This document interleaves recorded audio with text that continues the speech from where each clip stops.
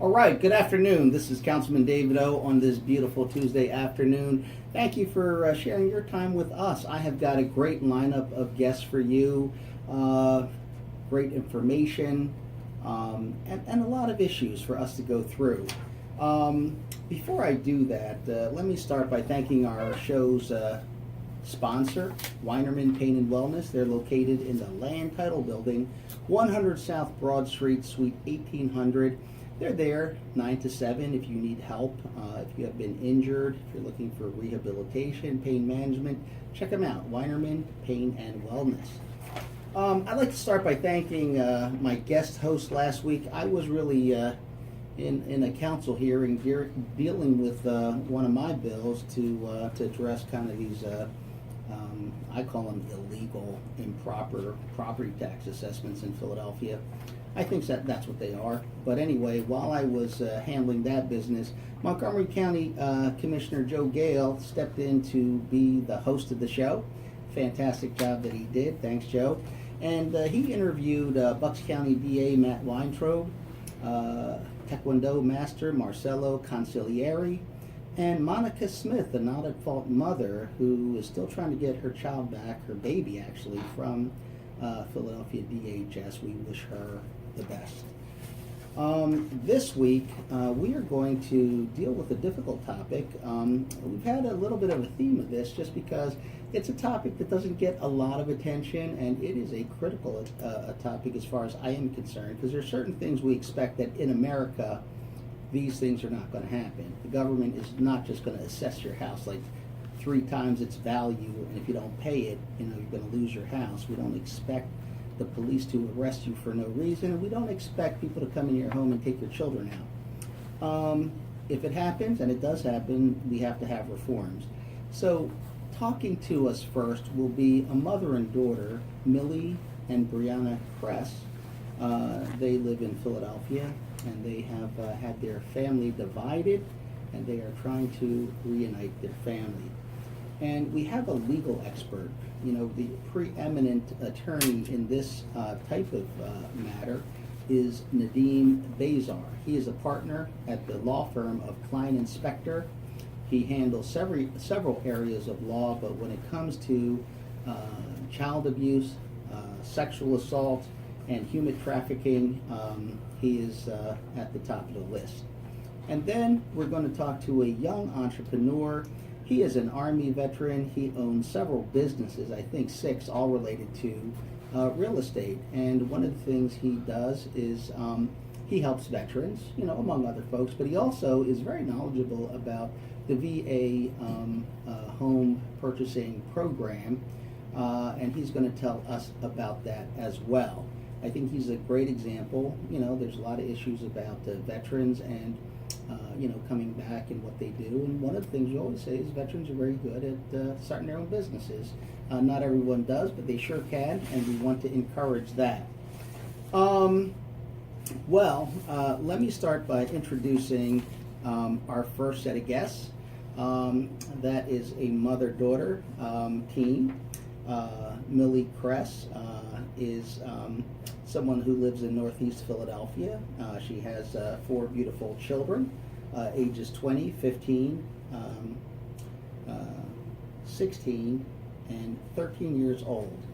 No one can tell the story better than she can. And so with that, Millie, welcome to the show. Hello, Councilman. Thank you for having me. Okay, would you briefly tell our listeners, what happened? There you are, a family, you got your 4 kids. What happened? Well, some false allegations were called in from an anonymous caller. Let me stop right there. An anonymous phone call. You don't know who called this in. They didn't provide any verification. You don't even know exactly what they said, but there were some false allegations because it had to do with you being abusive towards your children, or was it your husband that was being accused? Who was being accused?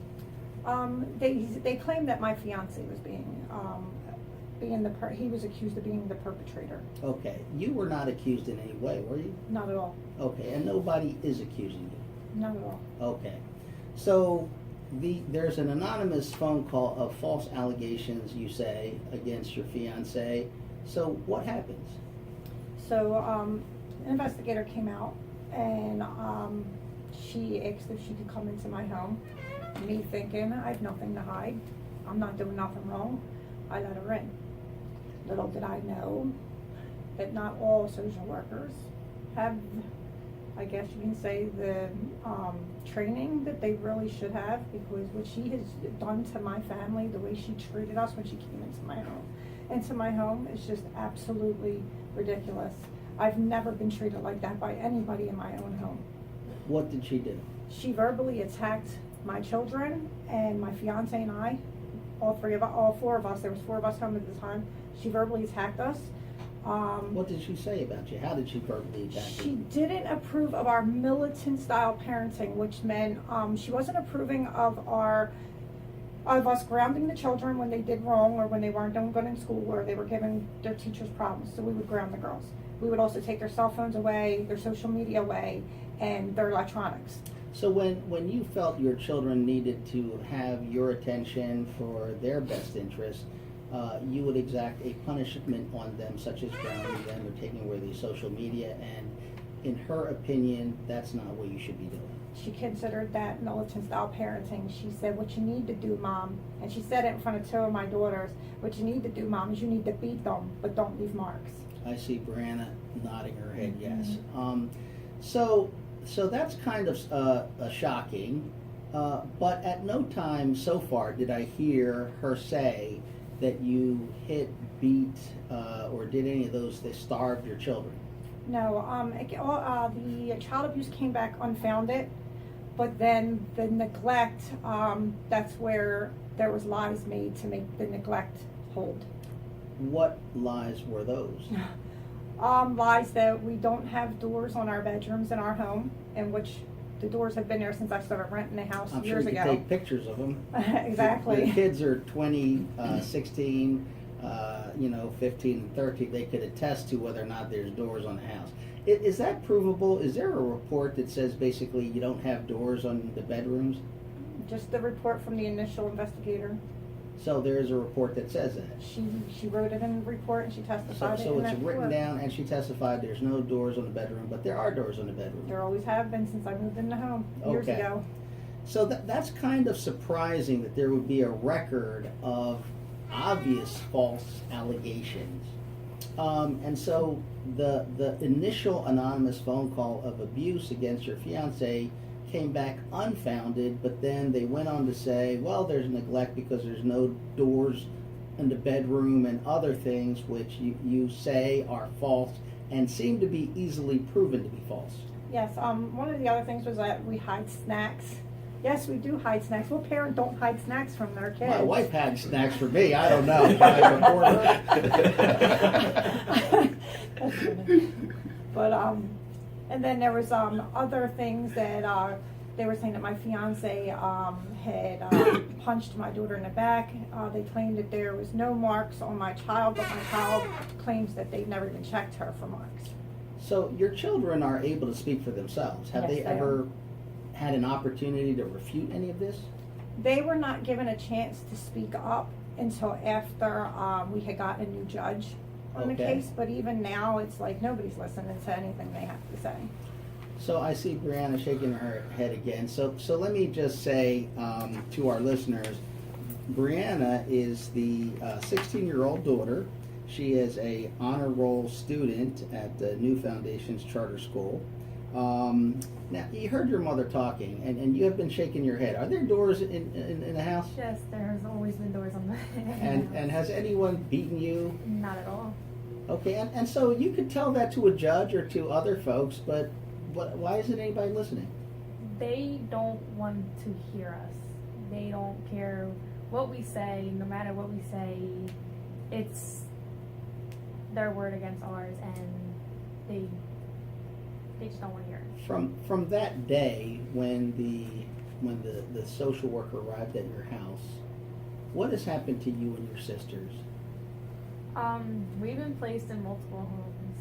Yourself as well? Myself as well. I was placed with my youngest sister and had to be removed from the house after having hands put on me. Hmm. So from there, I went to another home and was removed because background checks were failed. By the people that you were sent to. Mm-hmm. Okay, and then where were you sent? I was sent to my younger sister's aunt and uncles. Okay. And once again, I had hands put on me. Then what happened? I went to the police station, and from the police station, I went to DHS, and from DHS, I went to a foster home. Another foster home. Mm-hmm. Okay. All the while, your mother wants you to come home. Yes, And do you want to come home? I do. And why can't you go home? It's not safe, and the rules that we have, which we didn't get into for any further discussions, are dangerous. That's what they told you. Mm-hmm. So it's vague. You don't exactly know why. There's No. something about unsafe rules. That type of thing. And were you sent to a disciplinary school? Yes, after the foster home, they put me down as a flight risk, and Not as a delinquent, not as a delinquent. but they no. stuck you in a school for children with delinquency problems, or basically juvenile criminal type problems. Yes. And how was that experience? It was hard because all the kids were there were like, they're just troublemakers. So me being there, I didn't feel as though I belonged there. 'Cause I didn't. Right, because normally you don't, or I wouldn't think you would put dependent kids with delinquent kids. Hmm. But how long did you stay there? I was there for 11 and a half months. Wow. And what was the reason you were put there? You were like a risk of flight, and so they just stuck you there? Yeah. That's kind of crazy. She's never ran away either. While in their care, never. And what happened with your sisters? My youngest is still in the house that she was first placed in with her grandmother. Okay. That's a 13-year-old. That's a 13-year-old. The 15-year-old was placed with a family member of my mom's. I guess you could say is an unfit parent Okay. to his own children. Yes. Then she was removed from there and placed with my youngest sister. Yep. And from there, she got put into a program called Forget Me Not Mhm. because she decided to run away. Okay. She is now placed in Carson Valley because Kua, they said all her actions are, It was her behaviors, like she's acting out at school now. She's causing problems for the paternal grandmother. Mm-hmm. So they felt the need that she should go to Carson Right. Valley. So Carson Valley is a disciplinary school, or school for kids with behavioral issues? Yes. Yeah. Okay.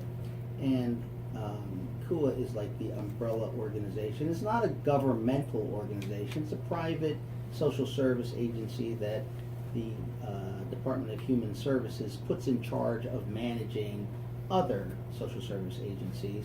And so it wouldn't be surprising to me that if I were snatched out of my house at the age of 15 and put through different various foster care, I might have some anger issues myself, but that seems to be something that they don't really expect should be happening.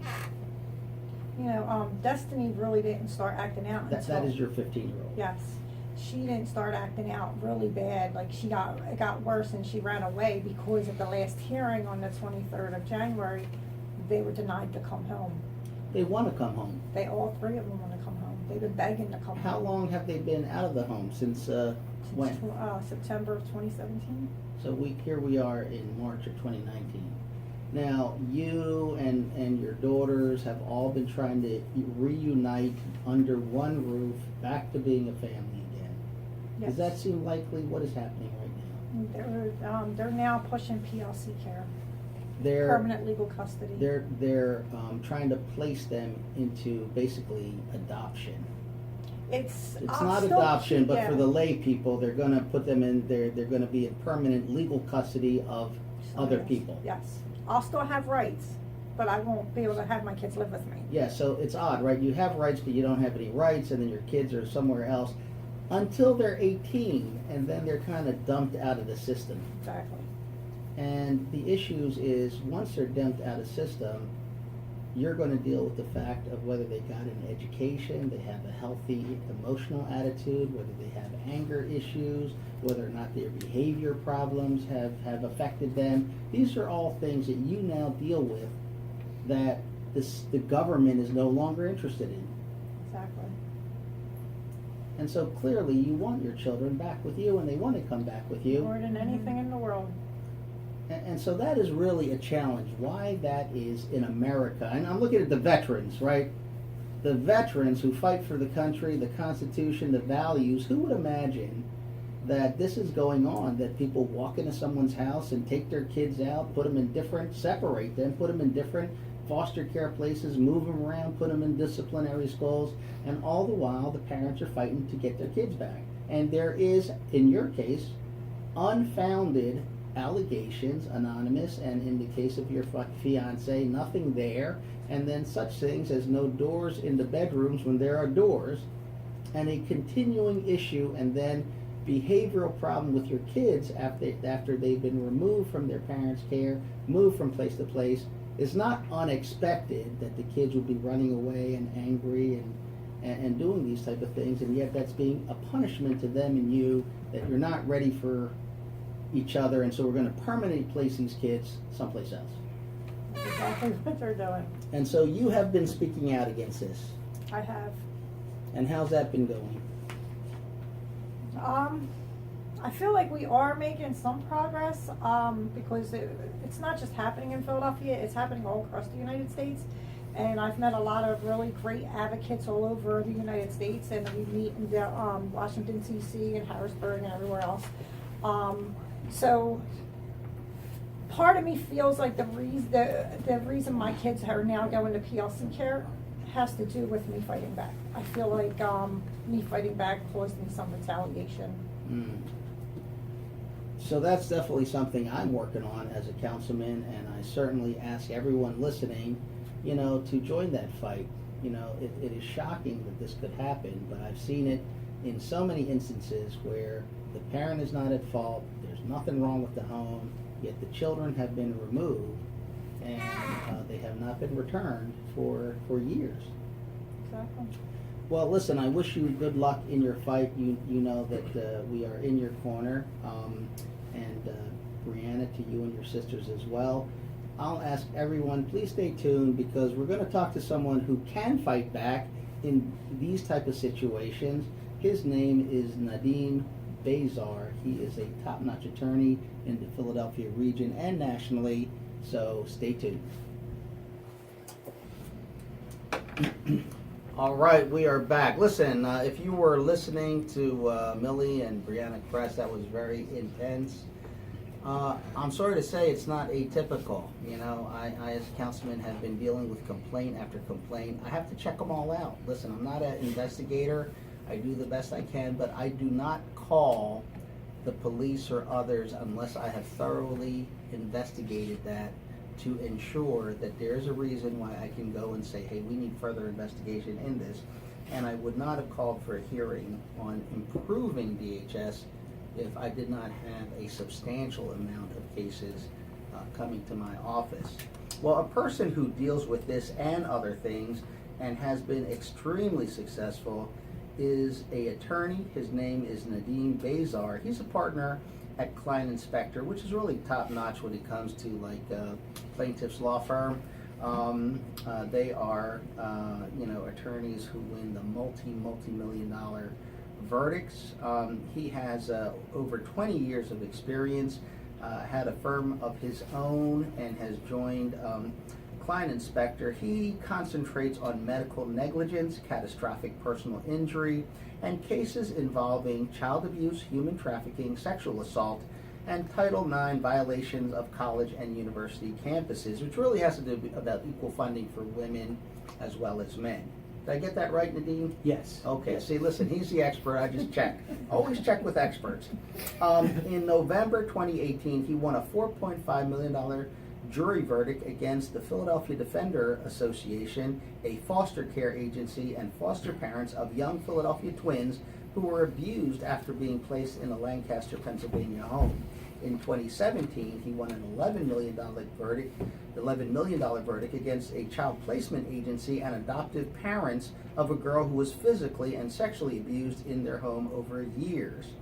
He has also won cases in the multi-million-dollar range for other types of human trafficking, sexual abuse, child abuse, and medical malpractice and other things. I could go on, but let me just start by welcoming Nadeem Bezar to the show. Nadeem, thanks for joining us. Thank you, Councilman. Thanks for having me, and thanks for talking about this very, very important issue. For our listeners, I mean, they just heard and must be like shocked and surprised to hear about what's going on with Millie Kress. What thoughts ran through your mind as an attorney as they were speaking, based not only on their experiences but your own experience, the cases that you've handled, the cases that you're working on? Yes. So first, I'm actually going to respond to that, not just as an attorney, but as a human being. And let me say, Millie, I'm very sorry for what you and Brianna, what your family are going through. Without knowing all the details of all the issues that surround you, it sounds like it's heartbreaking. It sounds like it's unfair. It sounds like you want your babies back, and I hope they come back home to you soon. That being said, it might be difficult for me to speak to what's going on specifically in the Kress home. I can tell you that this is a common occurrence, and what I mean by that is that children are being taken out of parental homes or familial homes, and they're being placed in alternative placement settings. And what I mean by alternative placement settings, I mean foster care, I mean residential treatment facilities, I mean hospitals, I mean kinship care. And what's mind-boggling is that children are being harmed far worse after they're being removed from their homes with people like Millie, who's at this point, or at least according to what she says, her guilty, what she's guilty of is not having doors on her bedrooms. And I understand that you actually had pictures of doors on bedrooms. And these children are being placed in foster care homes and residential treatment facilities where they're not only taken out of a loving environment, but they're physically harmed, they're emotionally drained, and quite tragically, they're sexually assaulted. And I don't mean simple sexual assaults, I mean straight up rape. Like the most personal assault on a human being, on a young boy or a young girl. And even that is, infants, I'm sad to say. Unfortunately and tragically, even infants. It is what I've said when I've talked about this issue before, and people ask me what I'm going to talk about. I say I'm going to talk about a very upsetting and depressing issue. I'm going to talk about an issue that's affecting not just people here in our wonderful city of Philadelphia, but in our state of Pennsylvania, throughout the country. I'm going to talk about an issue that has become an epidemic, and that is the epidemic of physical and sexual assault. It is truly a tragedy what is going on. How did we end up here, Nadeem? I mean, basically, I can remember when I was in the DA's office back in 85, 88, we do delinquency, we place kids, best interest of the child. I don't recall this kind of a problem at all. Now, as a young attorney, maybe I'm missing it, but I don't, because now Philadelphia is the #1 city in America, big city, that removes children from parents without good reason. How did that happen? Well, so statistically, I can tell you that Philadelphia is the #1 city in terms of removal, and that considers the poverty line as well. So it's adjusted for poverty, and we're still far and ahead. The city that removes the largest number of kids from homes.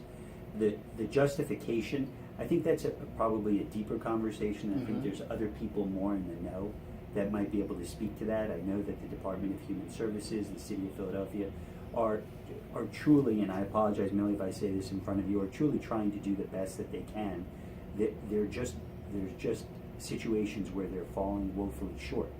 And the problem with falling woefully short is a child's going to be taken out of a home, which is quite quite traumatic and placed in another environment. And unfortunately, I'm going to get a call when that child is not just taken out of a home, but taken out of a home and placed in an environment where they're assaulted. And it is just, it's a terrible situation.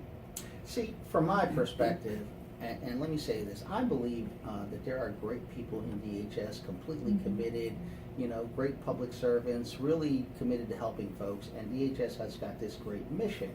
The problem I have is that it will not acknowledge that it needs to reform itself and straighten things up. At least that has been the challenge. I'm hoping that the hearings we had and discussions like this that we're having in public will bring some realization on their part that yes, that they are doing things wrong.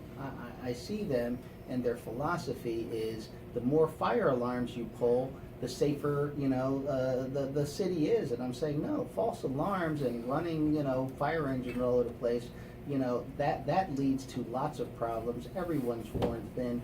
Why don't you take up what are considered widely by expert to be best practices? Now, you as an attorney, how do you find yourself in the midst of this whole situation? What is it that you do so our listeners can understand? Sure. So for the past decade, I've represented children and young adults, teenagers, and even people who are 18 years old and older when they've been taken out of homes, family homes, adoptive homes, and placed in the system.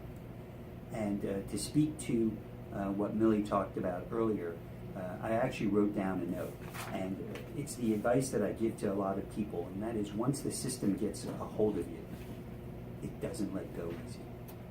It just doesn't let go easy. And there's a web that you have to navigate that isn't always consistent. I think, Councilman, you've said this before. Yes. Transparency is an issue that's haunting us a little bit, that we need to understand. Things are done in secret. Yeah, Nobody knows what's going on. Everything's you can't see it. There's no accountability. And we need to at least understand how the system works and gravitate more towards objective standards as opposed to subjective standards. That is, what do I need to do to show you that I'm a good parent and I would like my children back?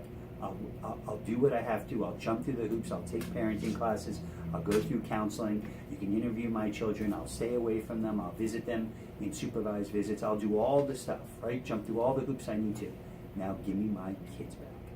And once there's that kind of transparency, I think we'll see fewer kids out of the system or faster return to their parents. Listen, I agree, but one of the problems I have is I have not at fault parents who have done a zillion classes, done everything, been to doctors. We're talking about a young lady who lived in home with her parents. Now she lives independently with public assistance because DHS says you got to live on your own. Well, she was living with her parents, who could care for the child and all that.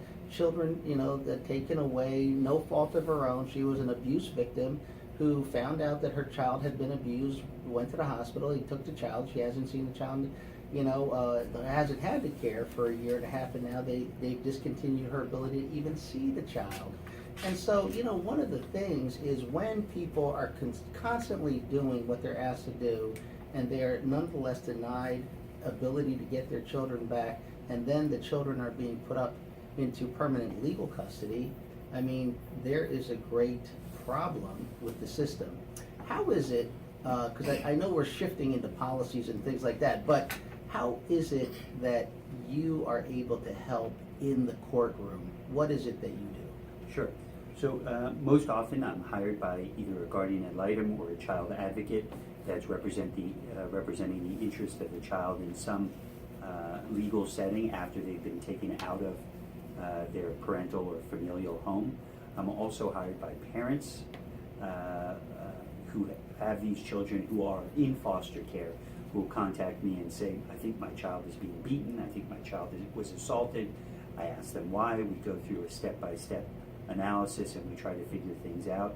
And then at some point I'll make a request from the appropriate agencies who are cooperative in turning over records, who turn over records, and then we discover through either hospital records, agency records, that these children a child has been assaulted or a child has been sexually abused. So I get calls from parents I get calls from family members, I get calls from lawyers, I get calls from child advocates, and then I run with the ball from there. You have a string of successes. I can't go through them all. Let me just shoot out the numbers. It helps people understand. 18.5 million, 10 million, 8.1 million, 7.5 million, 6.5 million, 5 million, 4.2 million, 2.8 million, 2.65 million.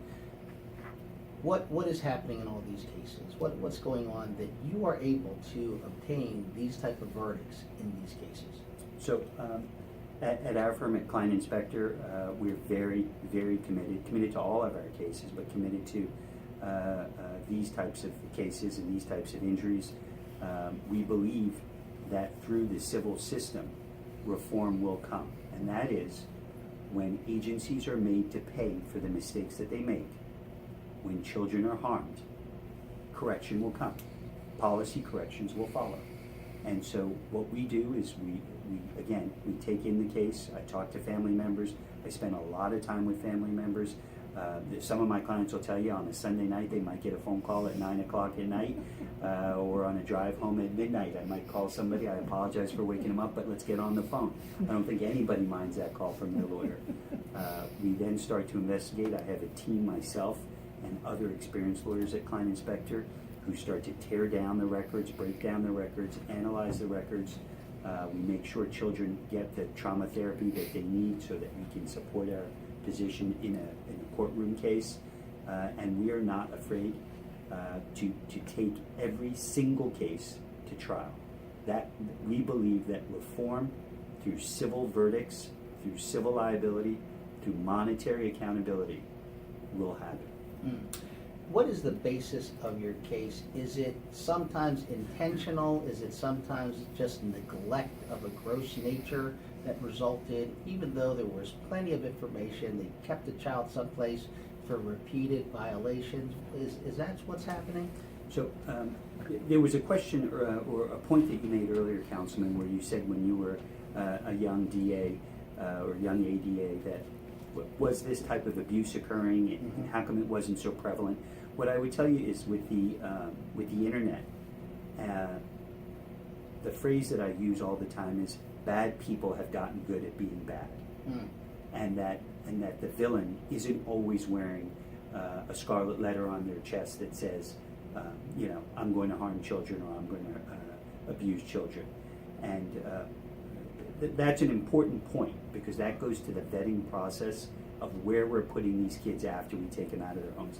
And then the other point that I make is that there's typically two different types of claims. One is just the straight up horrible deviant type of claim, that is of a sexual assault or a horrible purposeful physical abuse upon a child. The other is poorly trained foster parents, poorly trained people in the system, where there's inappropriate disciplinary techniques, there's capital punishment, there's things like locking kids in their rooms, or a young child that's scared about being in that environment, a 4-year-old who might wet himself, embarrassed to admit it, and I've seen that child locked in a bathroom and made to sleep in a bathtub so they learn not to wet themselves.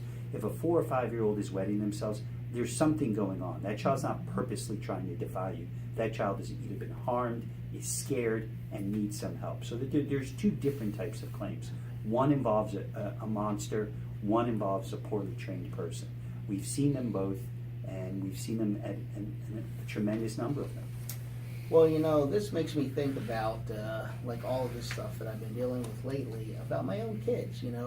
My wife is like non-existent. I hear her yelling and yelling and yelling. My kids, like their ears are stuck.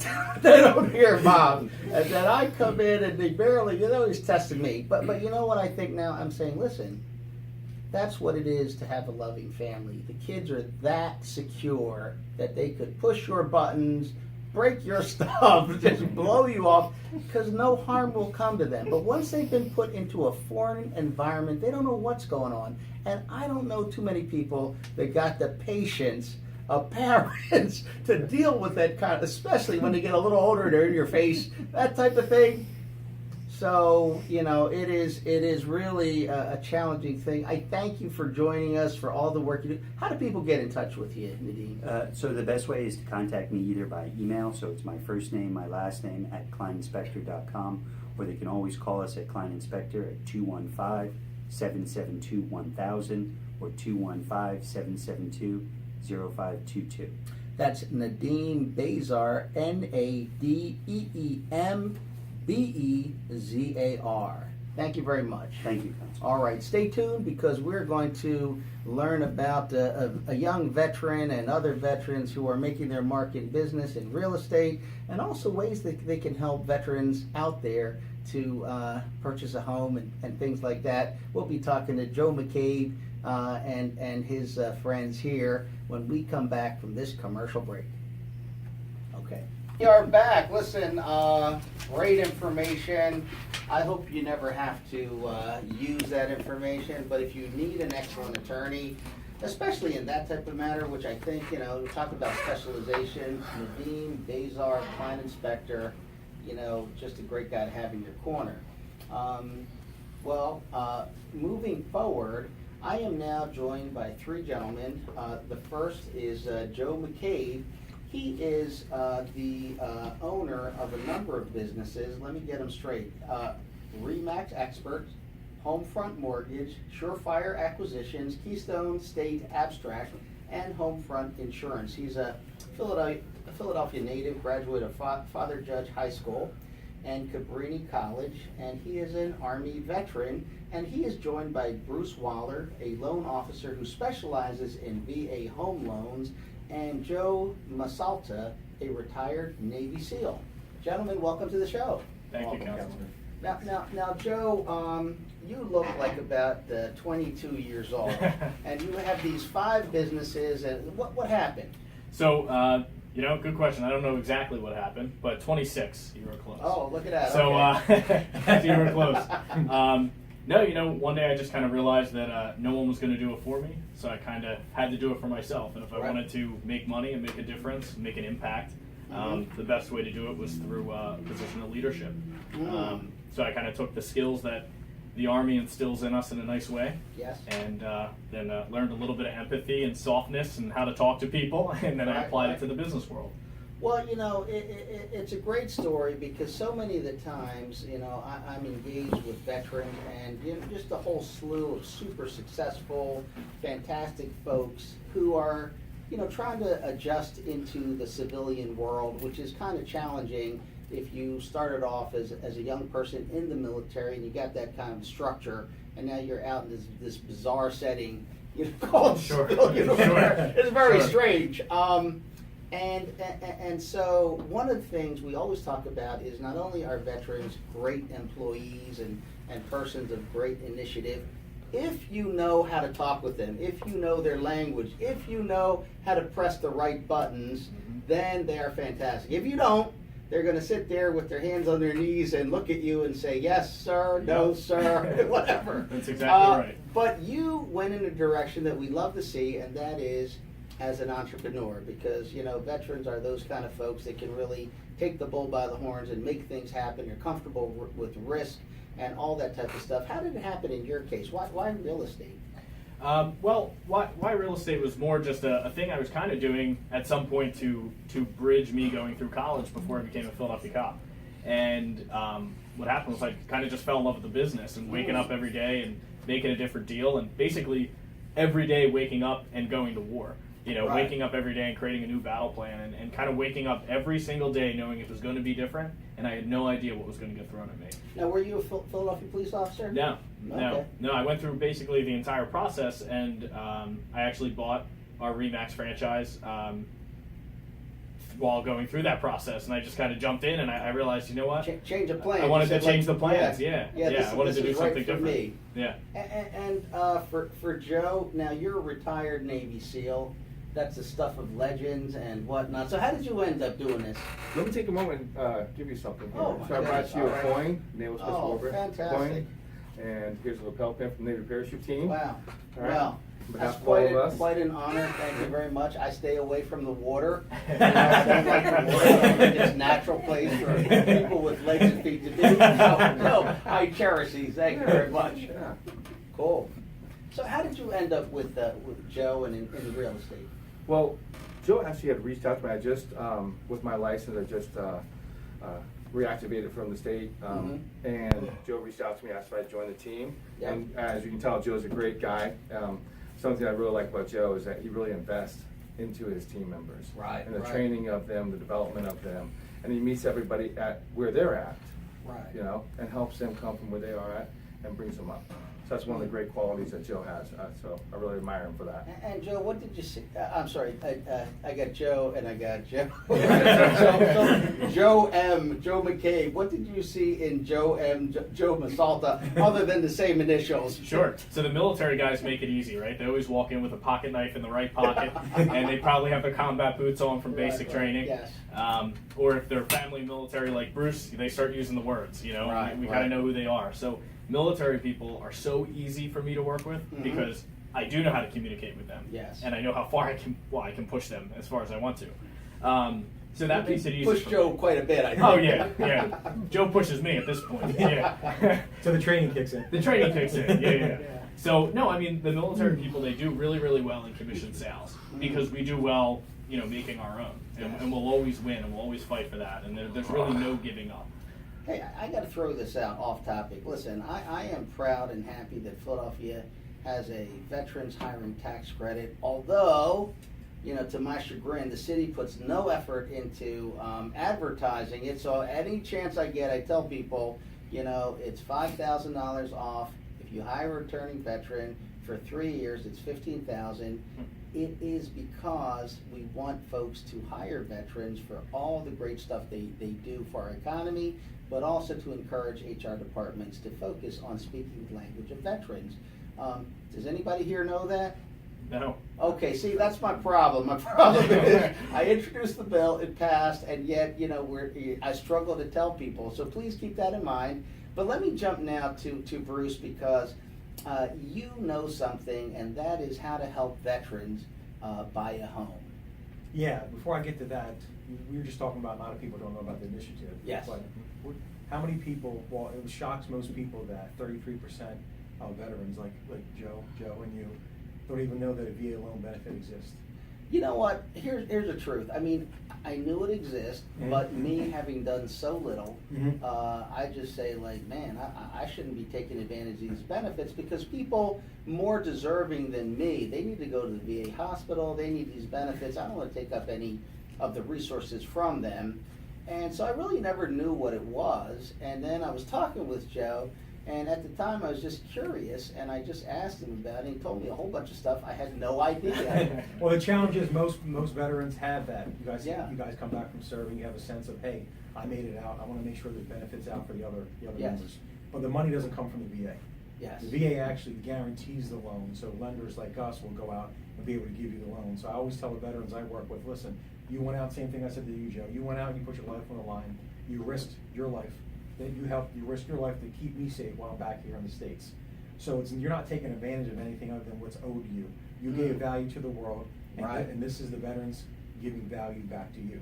Fantastic. A great way to put it, Bruce. Okay, all you veterans, go get your home mortgage loan. It's a great benefit. Could you tell our listeners like how great it is? Because I can't list all the great ways that it is. Well, I would say the top greatest things are easier to qualify for. Yes. Number one. Number two is there's no down payment required. Wow. So no, you can buy anywhere in the country and it's no down payment. There's no mortgage insurance. So a lot of times That's a big one. Yeah, people complain about mortgage insurance. No mortgage insurance, no prepayment penalties. Mm. So my joke to veterans is I could help you close your loan today. You can play the Powerball, you can hit the number, and you can pay your home loan off tomorrow, and there's no fees, there's no penalties, there's no Right. fees. Right. Also, depending upon your unique situation, you can actually have VA loans, 2 of them at a time. Wow, I didn't know Let's that. say that you are stationed somewhere else and you get PCS orders to go somewhere else and it's too fast and you don't have time to actually sell that property. Well, you're able to use your remaining VA benefit to go buy, like you're going from Georgia to Florida to San Diego, you're able to use your benefit at the same time. You can use the benefit to buy a single family home, a duplex, a triplex, a fourplex. And then if you do have a house now under a VA loan, or not even under a VA loan, and maybe you wanted to take out money to fix up the house or put away for a kid's vacation or what have you, you can actually borrow up to 100% of the value of your home. Wow, that's great. Sure beats the credit cards. Beats the credit card. And yeah. Homefront Mortgage will actually cover the appraisal for the veteran. Oh, so okay. they can actually get the loan almost at no cost Wow. whatsoever. Wow, and so that's one of the reasons why you have that business, because they all kind of fit in together. Correct. Yeah. It all fits together. It's all ancillary services, we call it. Because you're kind of like one-stop shopping now. Exactly. We got everything. Mm. So, and it was something else I wanted to say about kind of on the pride piece. Yeah. And I see this a lot coming from the reserves. And I think, Joe, you spent some time in the reserves. Is a lot of people have that pride, like, hey, I don't deserve this. The guys who didn't come home, their families, they deserve this. You know, the Army forgot about us the second we got our DD 214. So you might as well take advantage of everything you can. And the other thing that reservists don't know is if you've had active duty time, you need to look into it. And the minute you get out after your 6 years, you probably qualify also. So reservists should be taking advantage of this as well, because there's a ton of us, and we have more active duty time as reservists than, I believe, the entire active duty force. Wow. You know, if you Wow. look at it overall in hours, we have Yes. more time. So there's a lot of people that qualify that just, they have no idea. Right. Yeah, if you do your 6 years and you have, I think right now, it's about 16 points. You get 16 points, you'll be able to qualify for a VA loan as a reservist. And you can get more than you talked about. You did it two simultaneously. Yeah, you can have them. So certain situations, Yeah. say that you're stationed Yeah. at one base, you get PCS orders to go Right. from one to another. And it's so fast where you just have to Right. pick up and move. Right. Well, you're not going to have the time to sell that Right. house. Right. So the VA, you have a certain amount for your guarantee. Whatever you have left over in your guarantee, you can actually use that towards another VA loan, another purchase. And in addition, you can get more than one loan. From Yeah, you can have a VA loan from a single family home, duplex, 3-unit, or 4-unit. So you can be smart. Say you're just a veteran, you're coming back, you just separated, you got a job, you can buy a duplex. You live in one, rent out the other, so it helps you actually with the mortgage. So you can get 1 to 4-unit properties, and all with no money down. Oh, I would like to piggyback on what Joe McCabe was talking about and what you spoke about. Right. You know, where veterans feel they're not worthy or they want to shun away, shy away from the VA. I left the military in 2002. Got recalled for the war from 04 to 05. Outside of that, I was a paramilitary contractor working in the State Department and other infantry contracts over in Afghanistan and other places. With all that being said, there came a point in my life that things got bad and I needed help, and I went to the VA because Right. that's the only place I could get help. Right. I wasn't in the system. I got into the system. Doors started opening up for me, and I got into a voc rehab program. So I'm going through the nursing program. The VA is helping me get a whole new career now with that, along with the real estate.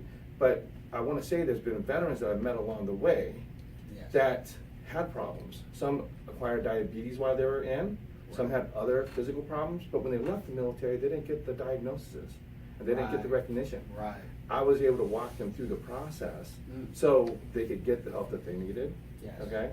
And so as a veteran, if there's veterans out there listening, I would say, learn your VA benefits. You're all entitled to them, and learn what they are. Okay? So I would say take an active role in figuring out your benefits. Those are wise words, and unfortunately, folks come out and they feel they're fine, they look fine, and years later, things start to appear, and they're just not in the mode of like getting the help. It's almost, it's difficult. One of the things that you could all talk about is the fact that in the military, especially something like the Navy SEALs, you don't say, "Oh, I'm hurt," because that might take you out of combat. Yeah. You're like, They're "I'm med not drop you. hurt. Yeah. I'm okay. There's nothing wrong with me." And so once you get out of the military, they're like, "Hey, there's nothing wrong with you. You never complained about anything ever before." And you're like, "No, I actually was hurt." So I've run into friends even who. They were in helicopter crashes and all that. Like, I'm fine, I'm not hurt, nothing happened to me. And then, years after getting out, they're like, "Man, I got all these pains and aches," and but it's not in the medical record. Exactly. So, And yeah. they can get that corrected. That can be corrected Yes. because there's records of all those instances. And the same Yes. thing like the one gentleman, he was in the guard here, Mm. and he acquired diabetes while he was on active duty. But he was released from the military because of diabetes, and I walked him through the process and got him back in. Wow. Well, listen, thanks for joining us. And if folks want to hear more, check us out at WWDBAM.com. Join us next week for In the Know with David O. Great. It goes so.